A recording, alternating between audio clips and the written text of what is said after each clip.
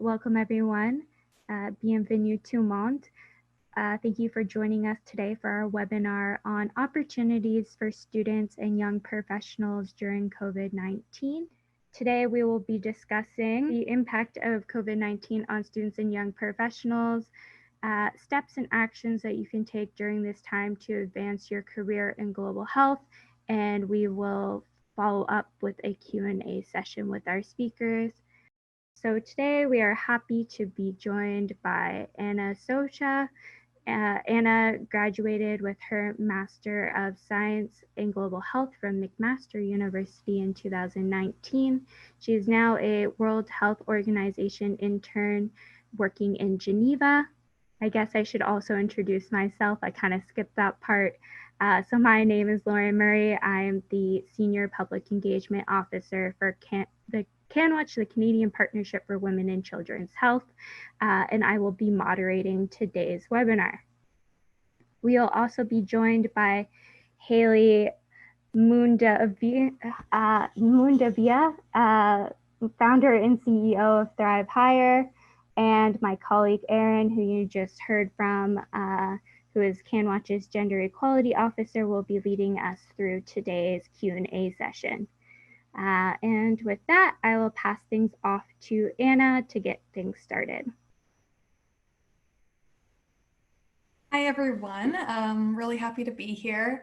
As Lauren mentioned, I am here to just very briefly discuss how COVID has impacted me and my internship, as I am a young professional and recent graduate, like maybe many of you on this call.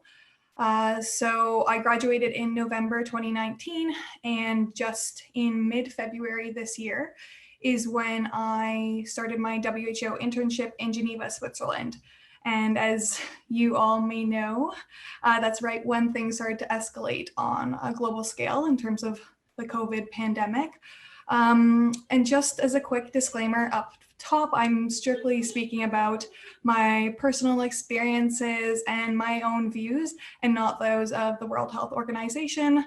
And yeah, so I'll describe to you a little bit about my experience in that sense. So I got about 3 weeks within the headquarters, actual official WHO building, and then the quasi lockdown started in Switzerland. So not too much time to really enjoy and get, you know what I mean? If it's just, my internship was supposed to be 4+ months, so it was definitely condensed.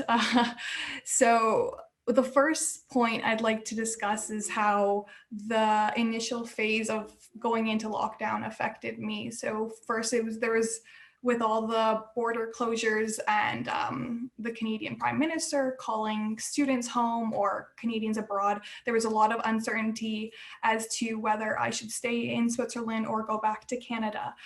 So those kind of questions were faced by a number of interns and probably a lot of global health professionals around the world.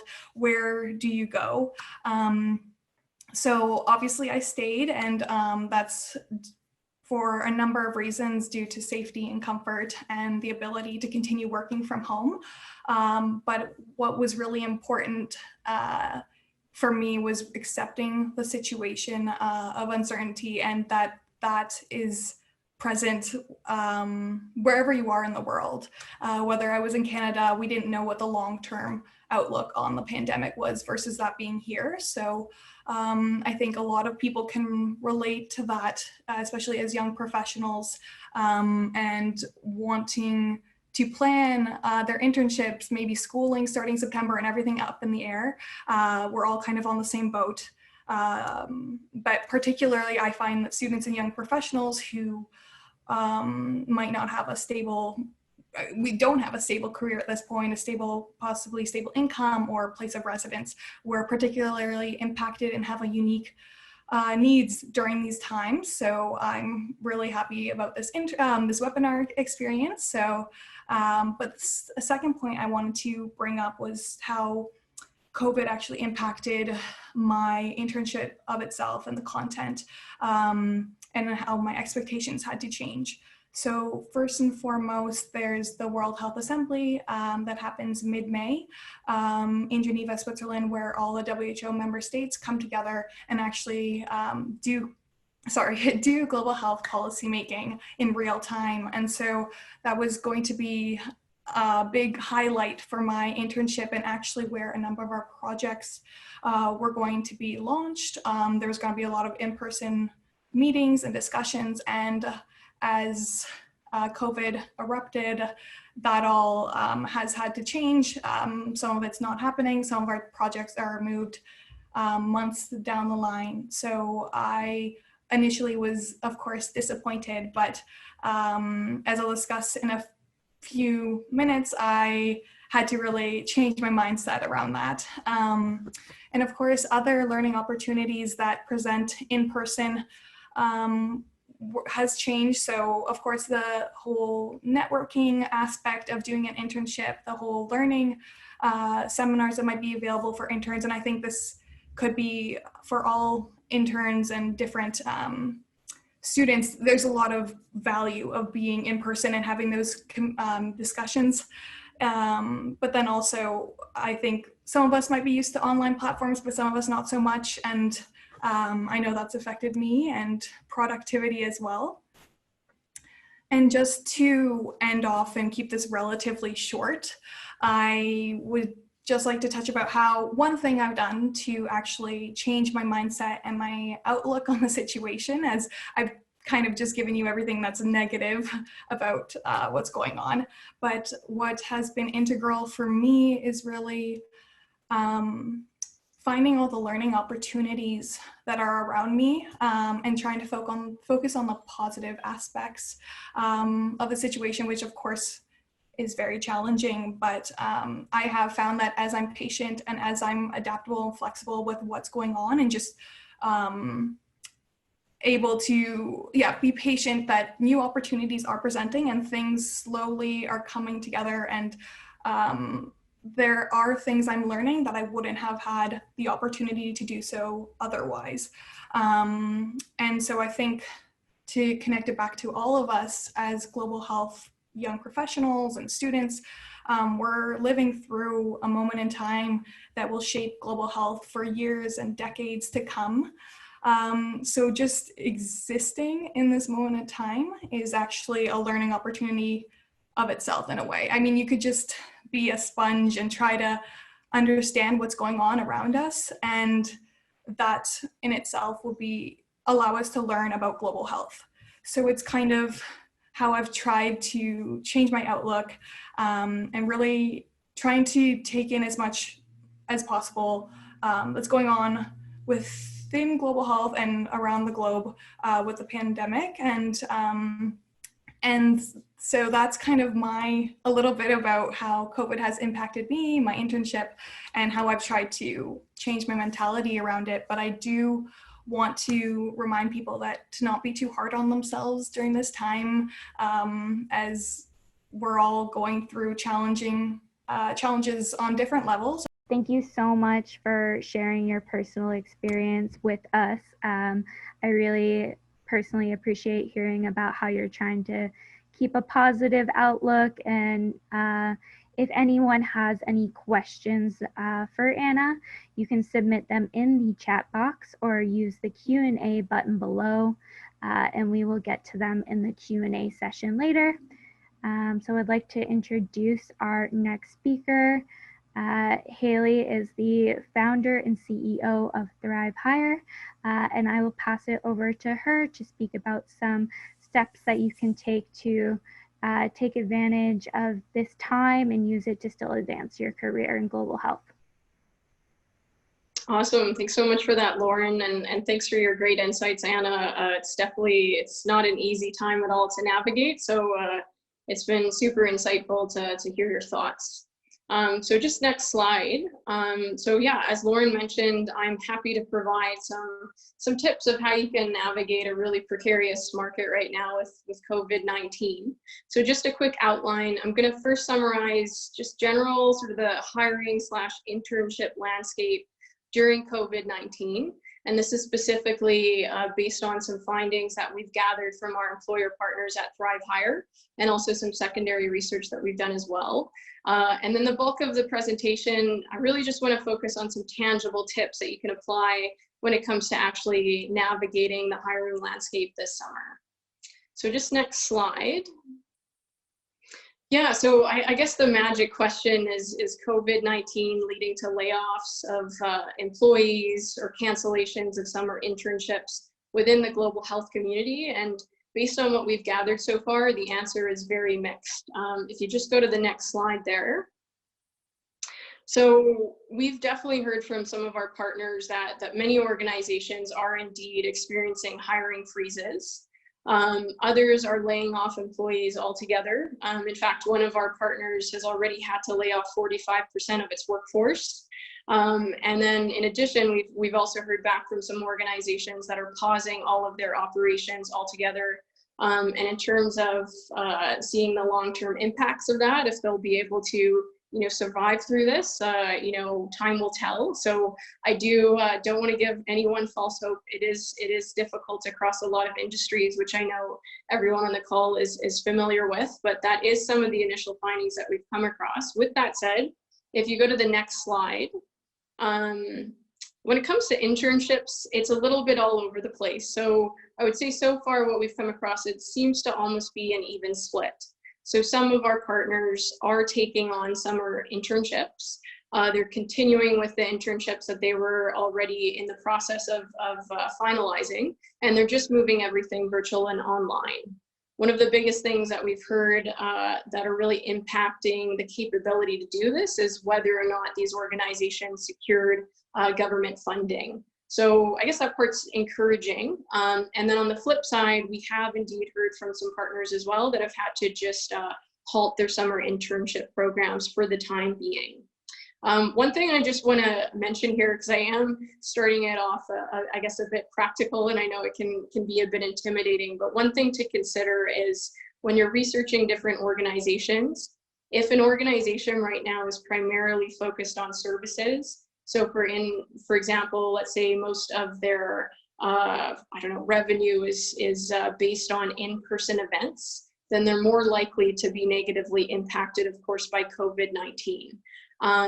Or perhaps if you're targeting organizations that are rather big and a lot of their services are done virtually, perhaps you can switch some of your focus towards organizations that do work in those areas. So I do just want to keep that in mind when you're researching some different opportunities. If you go to the next slide. One thing to consider with this is it's not all negative. Of course, we're in the middle of a major global health crisis. And one thing I do want to emphasize is simply the funding streams within global health is shifting. And so while there are indeed a lot of big impacts, some of them, of course, are negative implications within some organizations. Different companies and individual researchers are now getting new funding streams. And of course, within this, there's a huge focus now on infectious disease research and global health security. I've just included a few different sources. This is by no means exhaustive, but just for instance, the Canadian government is funding, of course, funneling millions of dollars into COVID-19 research and countermeasures or global and humanitarian assistance programs to try to combat COVID-19. So it's again something to consider when you're researching different opportunities in organizations. Perhaps go on these governmental websites, see where they're funding, start contacting those organizations because they actually are getting an influx in activity. If you go to the next slide there. One last thing I'll just mention at the start of this is, I think, of course, as we're all seeing this is going to have some really big long-term impacts within the global health community. There's some great advantages with this, like for instance, global health, public health is finally getting attention. People are talking about health systems in ways that I never expected the general public would when I was doing my master's of public health degree. I think that's ultimately something that we can really try to leverage within our work. Something else is quite interesting. This is truly global in scope. we're all encountering sort of this shared suffering right now. And I think something that's been interesting is in the past within global health work, sometimes we've had to really advocate and lobby to really emphasize the need for, say, individuals in Canada to support programs and initiatives in low-income settings. But as we're seeing right now with COVID-19, what happens in China or where I'm currently based in Rwanda absolutely has impacts within health systems across the world. And this is ultimately something that I guess we don't have to argue or try to fight for as much as we previously did. So that's something, really great to consider. One thing I do want to emphasize, I have no answer to this. There's probably people on the call that have more insights about this than I do. I guess the big question is, will COVID-19 counterintuitively lead to spikes in nationalism? I don't really know, but it's something we need to be very cognizant of, be vigilant, try to advocate against, because ultimately through this, people might come forth with some arguments that, we need national security and why should we invest in global assistance and development programs. And so we need to come up with some really solid arguments to make sure that we really are coming together as a global community. With that said, slide.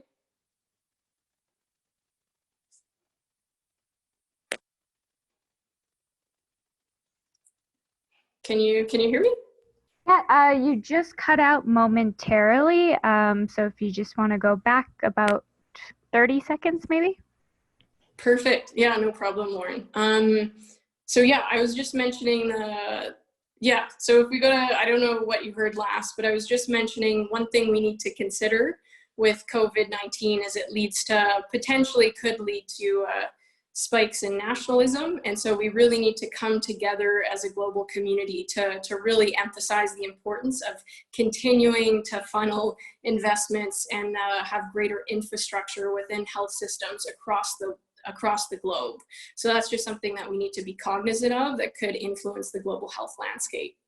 So if you move to the next slide, with that said, I know this is quite overwhelming, but one thing, I want to keep in mind is that when it comes to searching for jobs, no matter how hard your job search is, keep at it. This is a great quote I came across that, no matter how many times you might hear a no, soon, eventually you'll hear a yes. And so, just keep in mind that things, even like this, they're temporary and you're going to get through it. And to Anna's point earlier, you can learn actually a lot through this and become more resilient.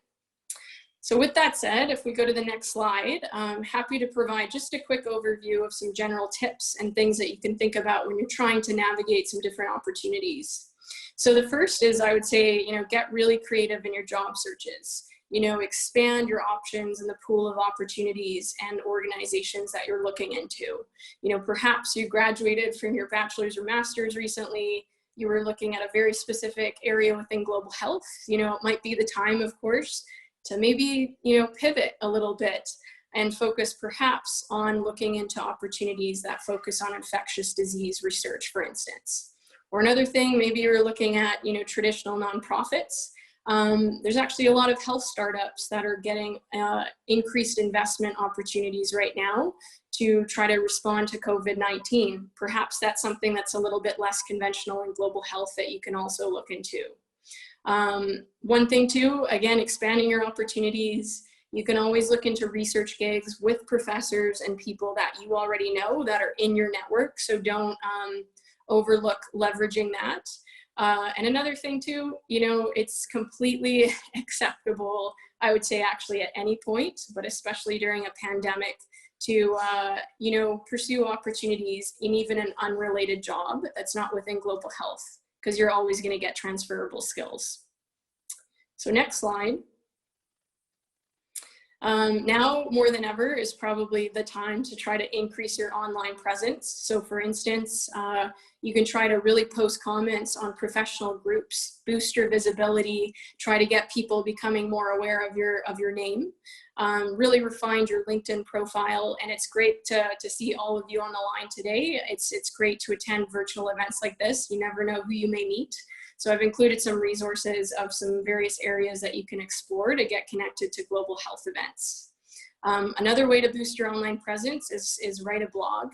You can get one started, or for instance, at ThriveHire, we post blog articles. We've been posting quite a few on COVID-19 lately. So if you want to improve, again, your online presence and get some more publications out there, you're welcome to get in contact with us. So next slide. So network is very important, and even now it can be quite awkward doing it all virtually, but it's important to keep going at it. So a big thing is reach out to people through emails or LinkedIn messages. I've included a resource here if you want to get an idea of a general template that you can follow.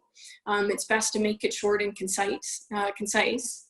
And within this, one thing I want to emphasize is, I guess to make it a little less awkward, always try to build rapport with the person that you're speaking to first. So ask questions, make it about them. I would highly not recommend going up to someone, right out of the blue and saying, "Are you hiring anyone?" Just start to get to know them a bit first.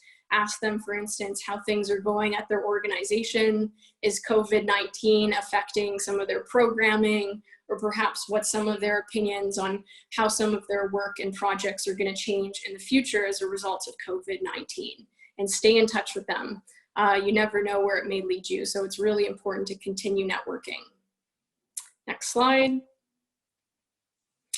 Tailor your resume. If you have a bit of extra time, especially now that exams are wrapping up, you can always get your CV reviewed. So you can ask a friend, a colleague, a family member if you're interested. We're now at ThriveHire just starting to offer this service in addition to some mock interviews. So you're welcome to check us out. But of course, there's also people within your network as well that you can get some insights on your resume for. Next slide. Once you're actually ready to start applying for opportunities, I've included a few different resources of some areas or websites, I should say, that you can look into for some specific global health postings. In addition, I found a portal, this one's focused just in Ontario, but it is specifically posting COVID-19 related jobs and volunteer opportunities. There's lots in different regions of the globe as well that I would highly recommend looking into if you have any specific skill sets that you can offer. Within this, when you're submitting applications, the regular rules always apply. So be sure once you've submitted an application, always include a personalized note, an email right away saying you're really, privileged to apply for the opportunity and you're looking forward to hearing back from them. Do your homework, make sure you're customizing your applications to every single opportunity and dress appropriately. So yeah, the regular rules apply. Next slide. One thing, of course, to be mindful of is, do expect longer job search times. Of course, the job market is being affected across all industries, so do be mindful of that. But perhaps in the meantime, you can really try to boost some of your skills. So for instance, you can take online courses, massive open online courses. There's lots of them. Plenty of them are 100% free, which may be a great thing to explore. And in addition, you can always volunteer. So for instance, if you have this one target organization, that would be the ideal place and environment that you'd like to work at. Reach out to them right away and, just mention up front that you're very cognizant. It's a very difficult time. You're not sure how COVID-19 is impacting their programming, but you're more than happy to volunteer some hours to ultimately better improve some of their services. So it could be a great opportunity to volunteer. And ultimately through that, you're getting the connections that you need that once an opportunity comes up and arises, they're ultimately familiar with your name. Moving right along to the next slide. One thing I want to emphasize is it's really important to stay healthy. Don't underestimate the toll that this can have, and don't be too hard on yourself. I don't know about each of you, but sometimes I'm my own worst enemy. So I think, one thing just I want to emphasize here is, be patient with yourself. It's completely acceptable during a pandemic to take some time for yourself. So do recognize it's a process. One thing too is you can see if you qualify for government benefits to just try to decrease some of the economic implications this is having in your own livelihood. So do look into those, and exercise regularly. It's a really important part of trying to navigate any stressful situation. Next slide. Just wrapping up things here, it's okay, it's completely okay to go to plan B. This can be during a pandemic or really any point in our lives. I kind of loved this image I came across. If plan A doesn't work, there's 25 more letters in the alphabet. So it's completely acceptable to go to plan B. And this just goes to my last slide here, which is when you're navigating all of this, it's important to think long term. This is one of my favorite quotes by Nelson Mandela. As he puts it, I never lose, I either win or learn. So within this, try to almost take a step back and ask yourself, for instance, what are you learning through all of this? As Anna said, she's got clearly a great attitude. She's trying to already think about ways that she can grow within this. And so, for instance, ask yourself perhaps in 2 years or 3 years or 5 years, what is something that you tell a future employer that you learned through COVID-19? Taking the time to reflect, and again, recognize that this is a process and it's temporary, but having that growth mindset can really take you a long way. So with that said, thanks so much. I hope this has been helpful, and yeah, happy to answer any questions you may have. Perfect. Thank you so much, Hayley. That was a great landscape and overview of the global health sector right now, as well as some great tips. Thank you both, Anna and Hayley. We'll kick it off right off the bat with a question for both Anna and Hayley. Do you have any tips for online interviews, both as someone who potentially does the interviewing and as someone who is being the interviewee? So I'll turn it over to Hayley first, if you don't mind. Yeah, so for online interviews, one thing, for instance, if you're an interviewee, is always remember it's an opportunity for you to also interview the employer. And so what I mean by that is it's a great idea to really go in with some pointed questions to really understand, first and foremost, what is the culture of this organization? Because, as I always put it, I think ultimately it's the culture that keeps somebody there. It's not necessarily the title, it's not necessarily the organization, but it's, do you actually feel valued and really an integral part of this company, and that you're aligned with the culture. So really try to go in, for instance, and actually ask some questions to see if this is the right fit for you. So for instance, just one example is you could ask a question like, as someone who's, whoever's interviewing you, it's important to research them beforehand. And for instance, as someone who's worked here for, say, the past 5 years, what is the one quality that you feel has actually enabled someone to succeed in their role? And based on their responses, it gives you a good idea of some of the, inner insights as to the types of personalities that really succeed. And based on that, I think it gives you ultimately some more information to see, is this the right fit? And then on the flip side with employers, I think especially right now, I think it's very important to be very transparent.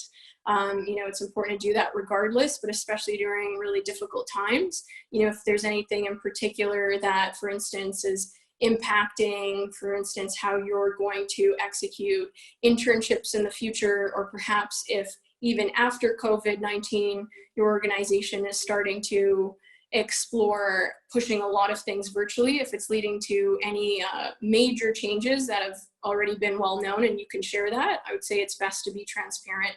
And ultimately the people that are interviewing would greatly appreciate it. It's a great way to build trust.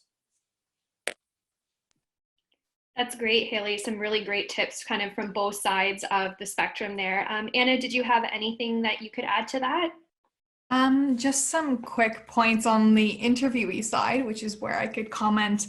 I think in online interviews, anything not in person, phone interviews too, be extra expressive of your interest and your motivation and enthusiasm. I think that can go a long way, especially at this point where we might be facing additional challenges working from home.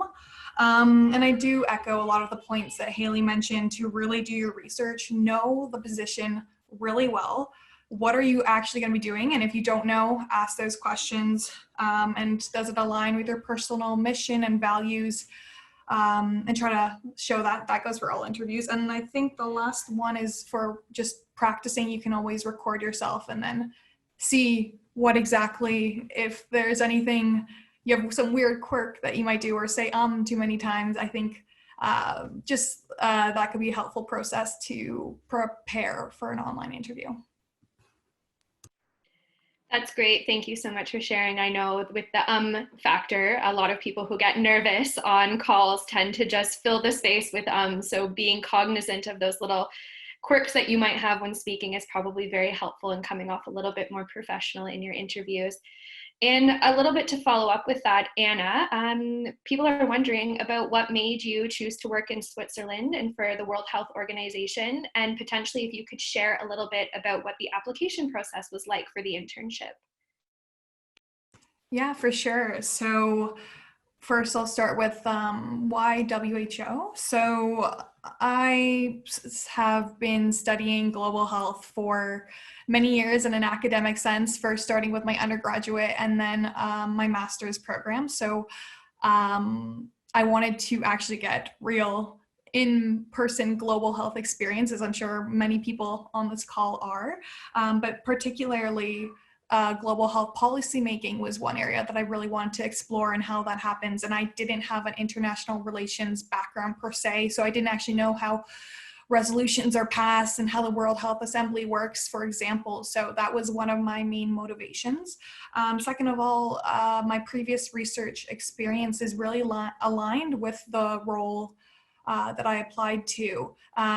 So for example, that was kind of a health systems focus, accountability and advocacy experiences that I've kind of looked at in different, and especially the topic as well, which I saw another question about what I do. So in my internship, so I can answer that later, but sticking to the question, it was mainly those 2 points.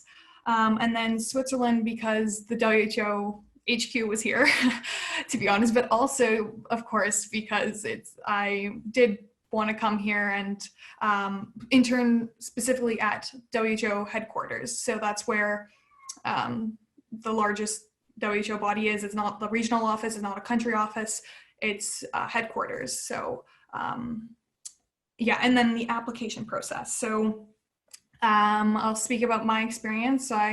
I've heard that it's quite different from person to person and based on supervisors, but I think they have changed that as of the cycle that I applied. So they've standardized it into 2 terms. So it was starting from September, October applications for the winter term, which is right now, and then they had the summer term.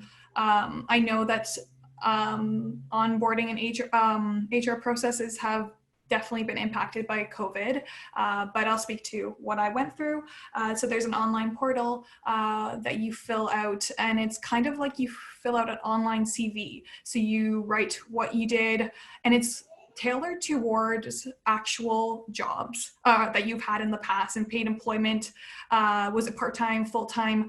But and this is what I've heard, you can put in as much as possible. So I added some global health courses that were very relevant to the role and the position. So even as students, you might feel, oh, I don't have, that job experience in that area. You could have done a course in it.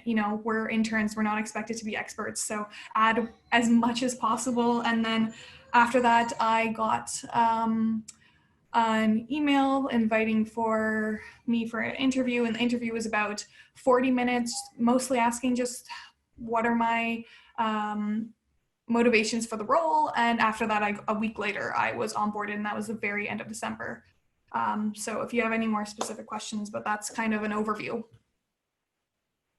of my process. Yeah, that's great, Anna. Thank you so much. I know it's hard because the process is probably very individual for each person applying, but it's helpful to get just a bit of a general sense of what you went through and how you tackled it.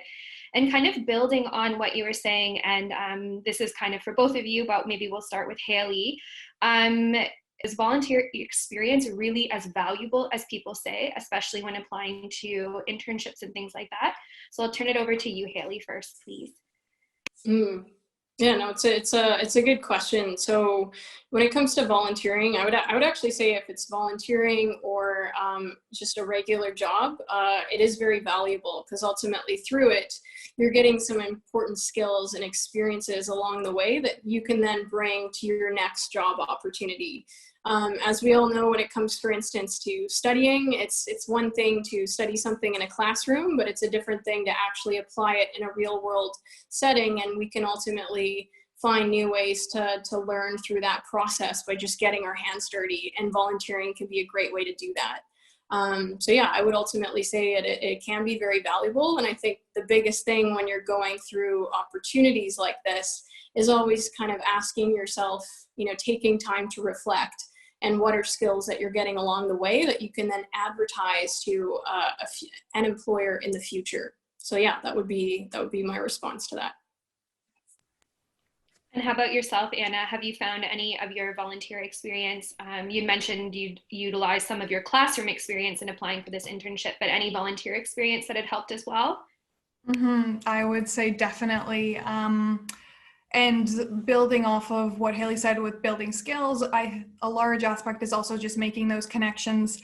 And if it's an organization that you potentially want to work for, I think I see quite often that people jump from volunteer to paid employment. And that's what I've seen. I actually haven't gone that route per se, but it's definitely a good way even to meet people, learn about what is going on in the global health landscape. And further to that, I think it also depends on how you frame your volunteer experiences when you're talking about them.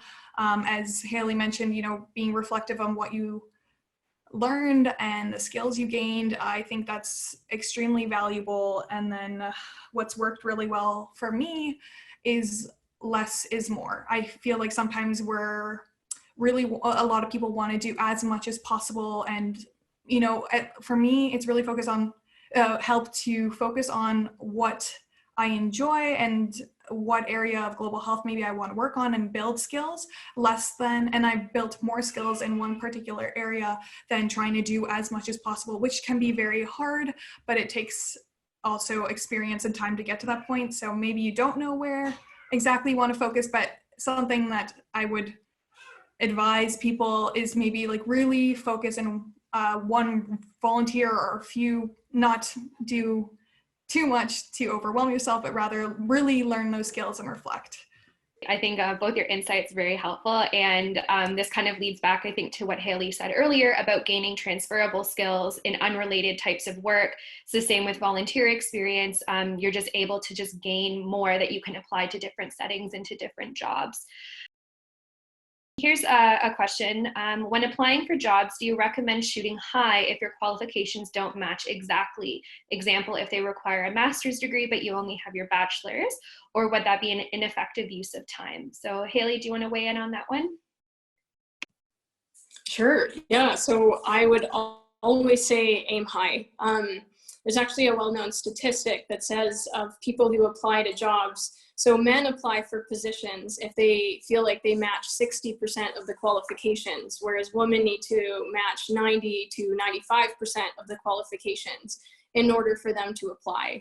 And when you think about it, kind of shifting that perspective, I guess, away from the job seeker, if you put on the hat of an employer, usually what they're posting in these listings is the ideal candidate. So if everything went perfectly, this would be the perfect person to hire. But they also understand that, you're often going to have to make some compromises. So I would always say if there's a position that captures your attention, that really interests you, and you do indeed qualify for the majority of the qualifications, absolutely put your application in. The worst thing that can happen is they say no, or perhaps you go to the interview process, you didn't get hired, but you still learned a lot through it. So yeah, totally put in your application. That's great, and some really good tips on just getting as much out as possible and trying to apply for, what you think is relevant to the experience that you have. I have a question here, and sorry, I'm just trying to read my document. Hayley, do you know if companies focusing on infectious diseases are open to accepting undergraduate students who study microbiology and immunology, or are they less willing to hire undergrads because COVID-19 requires higher expertise? Oh, yeah, that's an interesting question. I'd probably say it really comes down to the specific organization. One thing I would say is, again, kind of going back to the last question, is try to not limit yourself too much or go in with preconceived notions that you're underqualified. So I think the biggest thing is reaching out to these organizations first that focus on infectious diseases. And again, try to build rapport, get to know them, get them familiarized with your name. And that way, if an opportunity comes up, they can also reach out to you directly. So I would say it's probably on a very individual basis on the organization if they're focusing on undergraduates or recent graduates. But I would just say, yeah, get in touch with them, reach out, and yeah, you never know where it can take you. Yeah, that's an excellent tip, Hayley. People are wondering a little bit about more what a day in your life as an intern is like, especially as you've mentioned that you have kind of shifted from an in-office position to working remotely. So could you give us kind of a high-level overview of what you do on a daily basis? Yeah, definitely. So just as starters, I definitely try to have routine. So I start off around 9 o'clock. I guess it would be good for me to maybe talk about my projects, because every day is a little bit different depending on what comes through in my emails. So for example, we're launching, or we're working on a handbook on social participation for universal health coverage. So that means, how do you engage civil society in national policymaking and decision-making processes for universal health coverage. So a lot of my time is spent on that project, and we actually just wrapped up a survey where we had different members of the public and civil society actually provide feedback on the contents of, like, high-level contents of the handbook. So in a day-to-day, large part of that was analyzing the feedback from the community and actually like grouping that, categorizing that, helping busier team members quickly integrate that feedback into our handbook, and also just discussing it. What do we want to change to make this handbook as useful as possible to our key audiences? So that's one thing. I also get to join in on some team meetings. Mostly it's I'm actually bridging between two teams right now. So, and I mean, I'm not sure if there's too much more. A lot of it's emails. Sometimes I actually try to go to other webinars outside of WHO, because there's so many of them right now that are really interesting. So that's trying to be high level of what I do on a day-to-day. Yeah, I can imagine that it probably changes minute to minute, even if that is safe to say. It's the same on our end here at CanWaCH. You kind of base your day based on kind of what is coming through your inbox. So I have a question here that would be for both of you. Can you share some advice for demonstrating how the work you have done domestically is applicable for global health positions? Maybe Anna, do you want to start? Yeah, that's a really good question. Obviously, very dependent on what you actually did in your role domestically. But I think what global health really, it's different. Maybe definitions vary across people, but for me in Canada, that might be focusing on marginalized communities and whatever work you did in that capacity. So for me, I did some research on women in Hamilton, and we really took an intersectional approach to understanding the issues that were faced. So that's, in a way, could be global health itself, because you're focusing on health.